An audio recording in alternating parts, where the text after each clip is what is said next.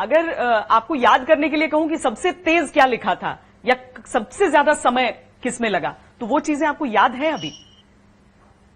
सबसे तेज मैंने गलियां लिखा था। गलियां डॉट अच्छा। 90 सेकंड में लिखा गया था। मुखड़ा पूरा, मैं मुखड़े की बात कर रहा हूँ।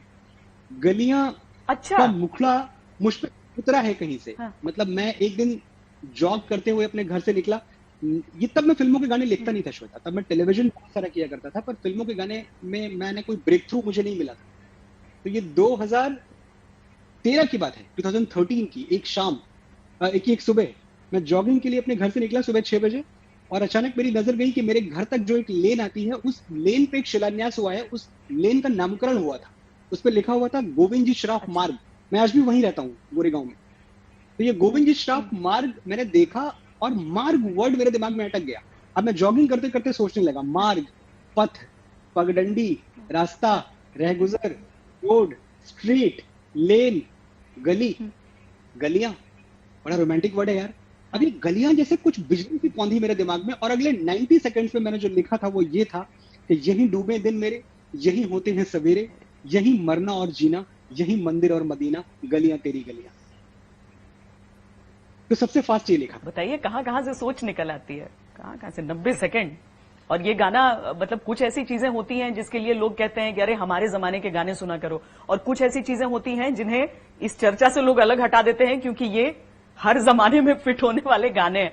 लेकिन सबसे ज्यादा समय किसमें लगा? क्या कभी दबाव भी लेकिन गाना आप बता कैसे पाएंगे अगर उसमें दबाव रहा होगा तो? या आप बता सकते हैं क्योंकि मनोज मुंतशिर तो खुलकर किसी भी चीज पर आजकल सोशल मीडिया पे लिख देते हैं। नहीं, बिल्कुल बिल्कुल श्वेता, कुछ भी ढका छुपा के बात करना, मतलब अब शायद अगर आज भी आपको बहुत सारी चीजें पर्दे से बोलनी पड़े, तो मतलब फिर आपने लाइफ में कुछ अचीव नहीं किया है। वो इनसिक्योरिटी मेरे अंदर कभी नहीं रही है।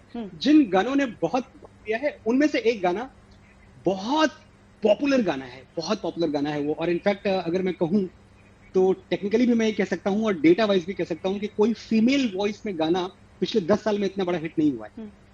उस गाने की लाइन भी, पहली लाइन, एक लाइन तो बस यूं ही आ गई थी, कहीं से आ गई थी। मैं एक दिन अपने बच्चे के साथ खेल रहा था, आरव, बहुत छोटा था वो। तो जैसा कि हर घर में होता है श्वेता कि बेटा who loves you more, mama और पापा। हाँ। तो वो चल रहा था। मेरा उस दिन खराब था। आरू ने बोला कि ममा लव्स मी मोर। तो ममा लव्स मी मोर बोलते ही मेरी बीवी के चेहरे पे बड़ी लंबी वाली वो 100,000 वॉट की मुस्कुराहट आ गई, और मेरा थोड़ा चेहरा बुझ गया। तो मैंने उसको कवर करने के लिए मैंने बोला, चल कौन तुझे यूं प्यार करेगा जैसे मैं करता हूं।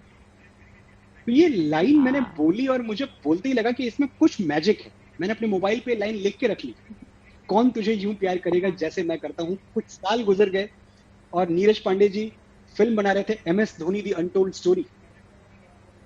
उस फिल्म की एक सिचुएशन पे मैंने ये लाइन सुनाई सबको, and they love this line. But इस गाने को क्रैक होने में इसलिए बहुत सारा वक्त लग गया क्योंकि धोनी एक रियल कैरेक्टर है, एक जीता जागता कैरेक्टर है, और धोनी हमारे सामने थे, अभी भी हैं।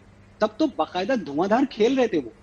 तो धोनी की शख्सियत के साथ आप जो लिखें वो रिलेटेबल होना चाहिए। कहीं ऐसा ना हो कि मैंने लिख तो दिया पर लोगों तक गाना पहुंचा और लोग कह रहे हैं अरे यार धोनी में ये, धोनी ऐसा थोड़ी है।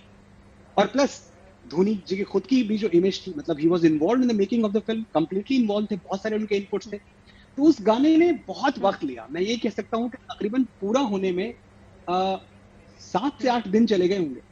लेकिन वो 7-8 दिन का जो वक्फा था, मैं इस बात से बेहद खुश हूं कि अभी मैं आपसे कह पा रहा हूं कि वो 7-8 दिन मैंने लगाए, लेकिन पिछले 10 साल में उससे बड़ा कोई फीमेल सॉन्ग नहीं आया।